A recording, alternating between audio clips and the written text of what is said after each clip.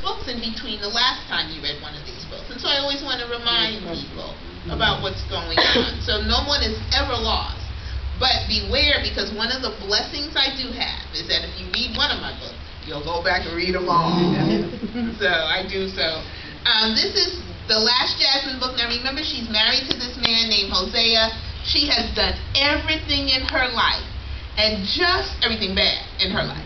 And just when she thinks everything is coming together, this happens. Huh? She finally got her.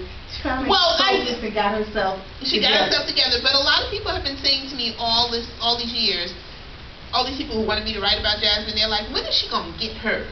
When is she gonna get hers? Yeah, and then they read this book, and now they're mad at me. I'm giving it to her.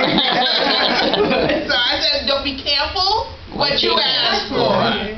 So, okay, so this is now. I don't really need these. I just think they look cute. They match your coat. Exactly. So, okay, Love Mama. Jasmine scooped her toddler into her arms. You do love your mama, don't you? She laughed. Mae Francis rolled her eyes as Jasmine smothered her son's cheeks with kisses.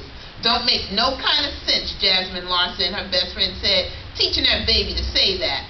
Well, what's wrong with him loving his mama? But before Mae Francis could answer, Jasmine stood straight up and scanned the crowd that packed the new mall. In just seconds, her gaze locked on her daughter, crouched in front of the pet store window. Jacqueline, she called after her. The girl's brown curls bounced when she jumped up startled and skipped back to her mother. With a firm hand, Jasmine grasped her daughter's wrist. I told you to stay here where I can see you. Jacqueline bowed her head. But Mama, I could see you. Well, I couldn't see you, Jasmine said, so why don't you just sit down for a moment and cool off? I'm not hot, Jacqueline protested, but it was the look on her mother's face that made Jacqueline wiggle.